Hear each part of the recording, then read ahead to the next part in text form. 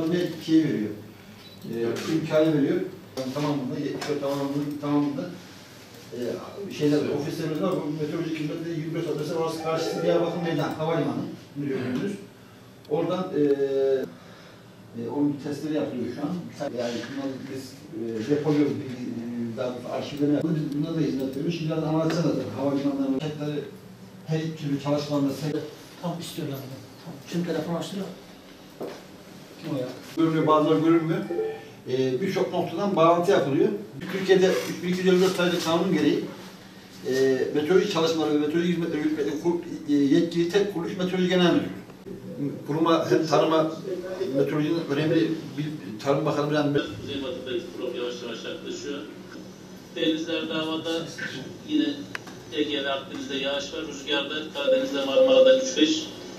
Ege'de de yine 6-8 kuvvetinde rüzgarlar var. 6-8 kuvvetinde olmak üzere görülmesini bekliyoruz. Gün boyu yağışlar devam edecek. Çanın basına kadar fırtına bekliyoruz. Fırtına bekliyoruz. Fırtına bekliyoruz. Sevgili söyleyerek onları iade ediyoruz. Diyoruz ki şu var.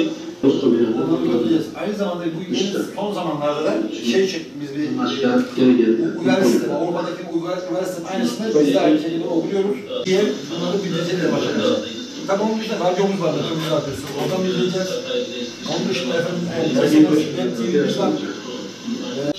Herhangi kar beklentimiz yok değil mi bölgenizde? Sadece uçaklarındaki kar var. Yani yarın olacak zaman da Cuma günü herhalde.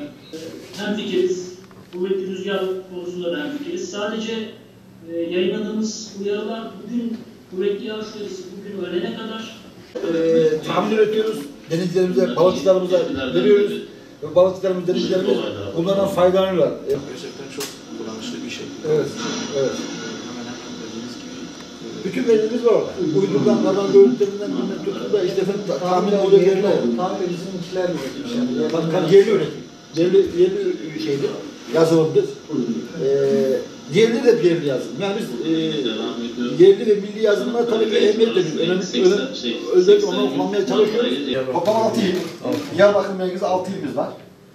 Radar verilerinin görebildiğimiz ekran, uydu görüntülerini alabildiğimiz ekran. Yani uydu görüntülerinden de yani bu hava tahmininden uydu görüntülerinden faydalanıyoruz. Şurada gördüğünüz alanlarda bulutluk seviyeli alanlarını görebiliyoruz, yeşil alanlarda. Burada havanın hareketini, yağışlı alanların tespitini yapabiliyoruz. Şimdi burada bir vatandaşımız Ankara'dan Diyarbakır'a seyahat ediyor. Burada saatini yazdı, çıkış saatini. Saat 17'de yola çıkacakmış. Buradan hareket ediyor. Bakın bu gittiği güzergahın tamamındaki hava durumunu, bulutlukla mesela, sıcaklıklarını hepsini görüp en son noktaya ulaştıran Diyarbakır'a kadar hangi hava koşulunu karşılaşacağını planlamış oluyor. Buna göre de ulaşımını buna göre sağlamış oluyor. Biz de bunu ne yapıyoruz? Vatandaşımıza o gittiği alandaki meteorolojik koşulları bildirmiş oluyoruz. Vatandaşımız bundan faydalanabiliyor. Aynı şekilde bu denizcilik içinde geçerli. Denizde rotası da belirleyebiliyor. Efendim öncelikle şunu söyleyelim. Tabii biz bölgemizde özellikle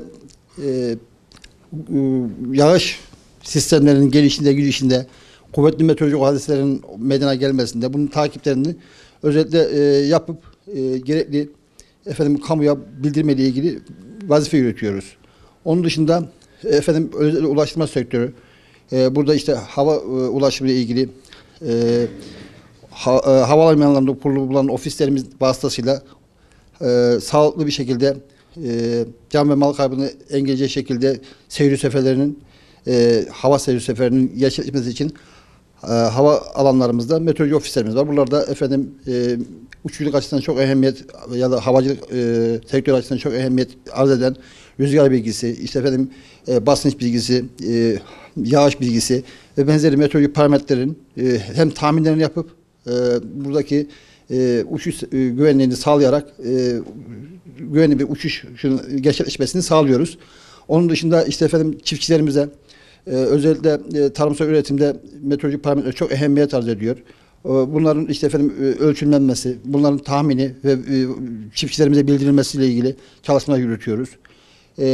Onun dışında özellikle meteorolojik hadiselerin, kuvvetli meteorolojik hadiselerin takibinde ehemmiyetli, önemli bir önem arz etmekte. Özellikle son dönemlerdeki havadaki yani iklimin değişmesiyle birlikte meydana gelen olağanüstü meteorolojik hadiseler geliyor. Bunlar oluşuyor. Bunların önceden takip ederek vatandaşlarımızın bilgilendirilmesi, can ve mal kayıplarının önlenmesi için çalışmalar yürütüyoruz.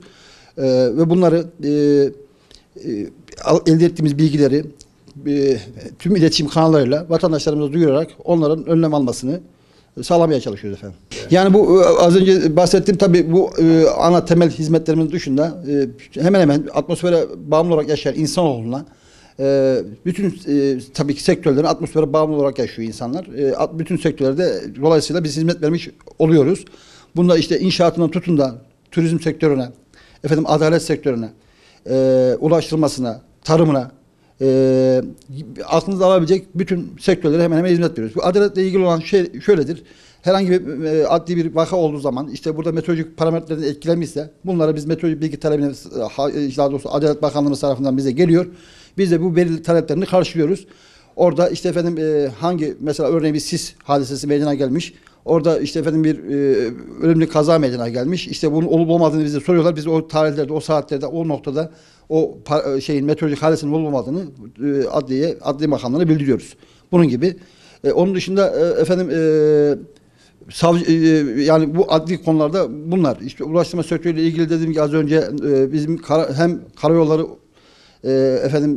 tahmin sistemimiz hem özellikle raylı sistemlerde ilgili aynı şekilde tahmin sistemleri var. Herhangi bir vatandaşımız bir yerden bir yere seyahat ederken bir noktadan öbür noktaya giderken o alanda geçtiği noktalarda, güzergahlardaki bütün meteorolojik hadiseleri orada noktaları belirterek, konum girerek mobil sayfamızdan, internet sayfamızdan girip öğrenebilir.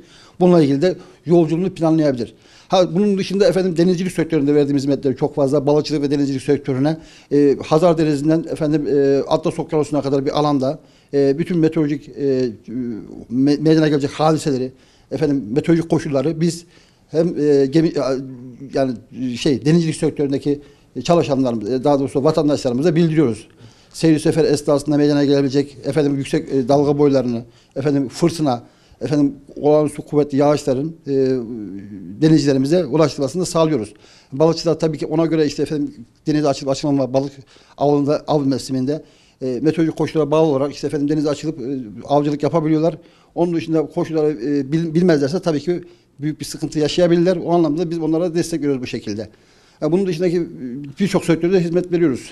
Biz hatta 1954'ten bu yana bütün meteorolojik parametreleri ilçe bazlı elimizde tutuyoruz. Yani verilerimiz var. Şu an özellikle otomatik gözlem istasyonlarının teknolojik altyapısının gelişmesiyle birlikte tabii bunu Sayın Bakanımızın ve Sayın Genel Müdürümüzün ziyaretleri sayesinde bize verdiği destekler sayesinde teknolojik altyapısını tamamladık. Özellikle tahmin tutarlarımız ve ölçüm parametrelerimiz oldukça gelişmiş seviyede. Dünyanın sayılı ülkelerindeyiz bu konuda. Tahminlerimizde bölgede lideriz. Avrupa'da ilk 3'te, dünyada ilk 5, ilk 10 içerisindeyiz. Bu anlamda hem teknoloji altyapımızı tamamladık. Radarlarımız var. Uydu verilerini alabiliyoruz. Sayısal modellerimiz, süper bilgisayarımız, sayısal modellerimizi alabiliyoruz. Şunu örnek verebilirim. Bunu 15 yıl önce meteorolojik gözlem istasyon sayımız, otomatik gözlem istasyon sayımız 3-5 civarındayken şu an 1576 otomatik gözlem istasyonumuz var. Hemen hemen Türkiye'nin ilçelerin tamamında artık bazı önem arz eden köylerinde dahi otomatik gözlem istasyonu ağımız var. Bunları anlık veriler şeklinde alabiliyoruz ve bunlardan tahminlerimiz tabii ki yansıyor. Bölgemizde de yani Türkiye'de %90 üzerinde tutarlılıkla dediğim gibi bölgede lider, Avrupa'da ilk 5 içerisinde efendim. Uluslararası anlamda tabii ki. Tabii ki biz WMO Dünya Meteoroloji Teşkilatı, WMO kısaltması. Dünya Meteoroloji Teşkilatı üyesiyiz. Aynı zamanda Avrupa Orta Vadeli İstihbarat Merkezi'nden ECMF üyesiyiz. Aynı zamanda EUMETSAT dediğimiz uydu sistemleri, Avrupa uydu sistemlerinin üyesiyiz. Bu uluslararası teşkilatlara üye olarak bunun hem bunlara ortak bir katkı sağlıyoruz hem de onlardan meteorolojik parametreleri, verileri alabiliyoruz. Biliyorsunuz atmosfer sınırları yok. O anlamda da bir ulusal bir durumu söz konusu değil. Uluslararası bir veri ağı söz konusu olması gerekiyor. Biz örneğin Avrupa'nın herhangi bir yerindeki tahmini bilmeden, meteorolojik durumu bilmeden buraya için tahmin üretemeyiz. Onlar da mesela bizim doğumuzdaki biliyorsunuz hava hareketleri batıdan doğuya doğru hareket ediyor genellikle dünyanın dönüşü nedeniyle. Biz oradaki sistemleri bilirsek ancak burada tahminleri üretebiliyoruz. O verileri de biz anlık olarak alabiliyoruz ve onlara da biz verileri veriyoruz. Bütün dünya üzerindeki verileri anlık elde etmiş oluyoruz bu anlamda. Yani şimdi şöyle söyleyebiliriz. Tabii atmosferin koşulları, atmosferin yapısı değişkenlik gösteriyor. Tabii bu bazen meteorolojik parametrelerin değişkenliği bazı yıllarda önemli şekilde değişikliklerin oluşabiliyor. Yani bu tabii iklim değişikliğinde beraberinde getirdiği sonuçlar nihayetinde. Bu anlamda tabii ani yağışların aslında çok fazla aşırı yağışlarda değişiklik söz konusu değil. Fakat işte nedir? Bunların periyotlarının kısalması söz konusu. Yani yağışlar mesela bir aylık yağacak yağış bir günde yağacak şekilde gelmiş olabiliyor. Bu işte özellikle yerdeki ısınma, yukarıdaki soğuk havanın etkisiyle birlikte bu tip termodinamik yapılar oluşabiliyor. Bu anlamda işte bazı yıllar kuraklık, bazı yıllarda yağış fazlalığı oluşabiliyor. Fakat bu kuraklık tabii bizim bölgemizde çok fazla söz konusu değil. Yani özellikle bu sene yağışlar oldukça iyi. Çiftçiler açısından çok ehemmiyetli bir şey. Toprak taban suyu dediğimiz bu toprak taban suyu seviyesi bu sene oldukça iyi seviyeye geldi. Yağışlarımız özellikle bu tarım yılı dediğimiz 1 Ekim'den başlayan dönem içerisinden bugüne kadar 31 Ocak tarihleri arasındaki dönemde baktığımız zaman 502 kilogram yağış meydana gelmiş. Bu toplam geçtiğimiz yıla göre %129 fazlalık gösteriyor. Mevsim normalleri, ya da doğrusu uzun yıl ortalamasına göre de bu normal değeri dediğimiz 1982'den günümüze kadar olan verilerin değerlendirmesi sonucunda baktığınız zaman da yağışlarımızın %75 civarında bu sene %72,5 civarında fazla olduğunu görüyoruz. Bu da çiftçimiz açısından oldukça ehemmiyetli, önemli bir durum söz konusu. Yani tarımsal verim açısından oldukça verimli bir yıl geçirdik bu sene. Özellikle şöyle diyelim, son 10 yılı diyelim biz, 10 yılın en yüksek bu dönem içerisinde oluşan yağışı bu sene oluştu efendim. 31 Ekim 31 Ocak tarihler arasında şu anki verilerimiz, elimizdeki bulunan verilere göre. Tabii bundan sonraki veriler devam edecek, takip edecek. Bu yağışlar şu an için oldukça verimli ve güzel bir yıl geçirdiği gibi görünüyor yağış açısından. Şimdi daha çok bu hortum ve benzeri olaylar yerdeki ve yukarı atmosferdeki sıcaklık farklarından oluşuyor. Özellikle bu deniz yakın alanlarda bunların tehlikeleri çok daha büyük oluşabiliyor ama bizim gibi karasal bölgelerde diyelim daha doğrusu bunun olmaması diğerlerine nispeten çok az. Daha düşük diyelim. Burada işte bu olayların oluşması için yaz aylarında daha çok bizde bu bulunması söz konusu. İşte bu yerde çok sıcak bir hava, yukarıda çok soğuk bir havanın meydana gelmesi lazım. Bunlar küçük çaplı hortumlar oluşturabilir. Ama dediğim gibi şu an bizim söyleyebileceğimiz bizim bölgelerimizde karasal alanlarda bunların çok daha az risk oluşturduğu. Şöyle diyelim, halk arasında tabii yani her zaman bunlar yoktu. Zaten basında duyuyorsunuzdur. Yani bu sene biraz da şimdi tabii kendi bölgemle ilgili yorum yapıyorum. Bizim bölgede zaten hortum oluşmadı. Ama Akdeniz bölgesinde oluşan hortumlarda tabii daha önceki yıllarda bu kadar olmuyordu. Biraz bu özellikle deniz suyu sıcaklığı fazla. Yukarıda soğuk hava oluşunca bu tip şeyler zaman zaman meydana gelebiliyor. İşte tabii bunu aşamayı öğrenmemiz lazım. Tedbir almamız lazım. Onunla ilgili de meteoroloji, meteorolojinin bir sloganı var. Yani haberdar olun, hazırsız yakalanmayın. Yani bir meteorolojik sıkıntıya girmeyin. Meteorolojik parametrenin oluşturduğu bir felakete maruz kalmamak için haberdar olun, meteorolojiyi takip edin ve onun için tedbirlerinizi alın diyoruz. Şöyle söyleyeyim. Tabii çalışma var. Bizim meteoroloji genel müdürü olarak bu iklim çalışmalarını yürütüyoruz. İklim projeksiyonlarını biz de hazırlıyoruz. Bu yeni yapılan, en son yapılan bu kutuptaki bilim ekibinin içerisinde meteoroloji personelimiz de bulunuyor. Oraya otomatik gözlem istasyonu olacak 2 tane. Oradaki verileri de iklim çalışmalarını kullanacağız. Anlık veri alabileceğiz oradan efendim. Toz taşınımı tabii ki bölgemiz için çok ehemmiyetli. Bununla ilgili öncelikle şunu söyleyeyim. Biz Karaca'da radar sahamıza bir tane istasyon kurduk. Orada toz taşınımına ilişkin, toz tahminine ilişkin veri ölçümleri yapılıyor. Bu daha yeni bu sene kuruldu. Bunun dışında şimdi toz taşınımı şöyle oluşuyor. Özellikle Kuzey Afrika üzerinde biliyorsunuz orada çöl tozları var. Oradan kuvvetli rüzgarla birlikte oradaki tozların kalkıp ya da Afrika dışında Orta Doğu üzerinde de oluşabiliyor bazen. Bu çöller üzerindeki rüzgarların özellikle güneyli rüzgarların ülkemize bu tozları taşımasıyla meydana geliyor. Bu yağışlı bir alan, yağış zamanı, yağışların olacağı zaman meydana geliyorsa bunlar tabii tozlar yağışla birlikte birleşerek çamur şeklinde yağışlar meydana getiriyor. Buna tabii ki bizim bölgemizde tahminleri hem bizim tahmin modellerimiz var. Bununla ilgili toz takibini yapıyoruz. Toz tahminlerimizi yapıp vatandaşlarımıza bu konuyla ilgili bilgi veriyoruz efendim.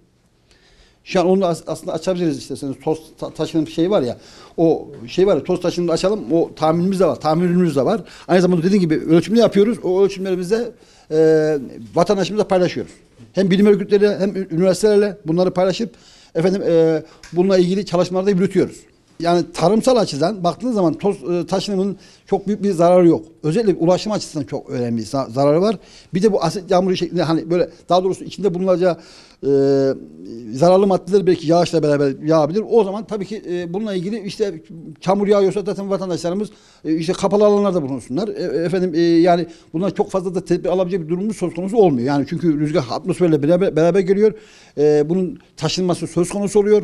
Biz bu öyle bir durum olduğu zaman mümkün mertebe işte efendim korunacak şekilde o yağışlardan korunacak şekilde o önlem alsınlar. Ulaşma bazen etki edebiliyor, ulaştırmaya etki edebiliyor. Karayol ulaşımına ve hava ulaşımına.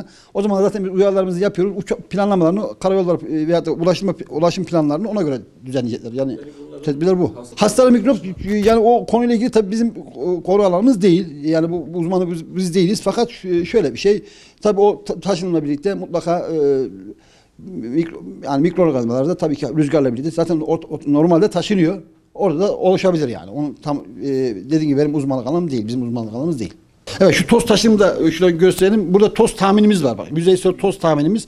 Şuradaki kategoride bakıldığı zaman buradaki kategoride efendim uyarlılık seviyede işte 600 kategorisinin üzerindeki alanlarda şurada bakın ufak hafif toz taşınları var şu alanlarda. Şurada deniz üzerinden taşınmış. Gördüğünüz gibi şeyler, çöl üzerinden gelen şeyler. Şurada şu alanlarda var. Ülkemizde şu an için toz taşınma söz konusu değil. Ama bunlar bazen oluyor ki şöyle kırmızı seviyeye falan geliyor. Biz de buradan görüp bu tahminleri yapıp diyoruz ki işte şu işte metrekare konsantrasyonu, yüzey toz konsantrasyonu şuradan bakıp buna göre de tahmin edip vatandaşlarımızı biliyoruz. Yani bununla ilgili çalışmalarımız var. Biz tabii mobil uygulamamız var. Bir sürü uygulamamız gibi cep telefonlarımızda mobil uygulamamızda. Bu uygulamayla işte efendim hem kara ulaşımında hem deniz ulaşımında hem de hava ulaşımı ile ilgili gidecekleri noktaların arasındaki mesafe noktaları işaretledikleri zaman bu alanlar içerisinde meydana gelebilecek bütün meteorolojik o yol güzergahı üzerindeki bütün meteorolojik parametreleri görebilirler vatandaşlarımız. Aynı zamanda bu mobil uygulamasıyla anlık hava durumunu, 5 günlük hava tahminini, efendim maksimum minimum sıcaklıkları görüp buna göre planlamalarını yapabilirler. Uydu görüntülerimiz var, radar görüntülerimiz aynı şekilde orada yayınlanmış şekilde. Onlardan da faydalanabilirler. Hem de bir de şimdi tabii yeni bir gelişme de var. Bakanlığımızla Ziraat Odaları Birliği arasında yapılan bir protokol sayesinde bakanımızın riyasetlerinde oluşturuldu. Bu protokol yapıldı. Biz bütün çiftçilerimize cep telefonlarına mesaj olarak bunların işte efendim herhangi bir meteorolojik uyarı varsa, meteorolojik olumsuz yönde etkileyecek ve olumlu yönde etkileyecek bir değişiklik varsa vatandaşlarımıza, çiftçilerimize bu verileri biz aktarıyoruz.